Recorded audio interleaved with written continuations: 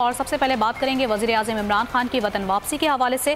तो आपको बताते चलें, वज़ीर-ए-आज़म के तैयारे की तकनीकी वजूहात पर वापस न्यूयॉर्क में उनका तैयारा लैंड करवा लिया गया है। वज़ीर-ए-आज़म का तैयारा वतन वापसी के लिए न्यूयॉर्क से टोरंटो तक ही पहुँच पाया था। नेविगेशन सिस्टम में ख़राबी के बाद ये तैयारे को दोबारा न्यूयॉर्क की तरफ मोड़ा गया। वज़ीर-ए-आज़म तकरीबन 5 घंटे पहले न्यूयॉर्क से वतन वापसी के लिए रवाना हुए थे। अमरीकी एविएशन हुकाम तैयारे की नेविगेशन सिस्टम ठीक कर रहा है।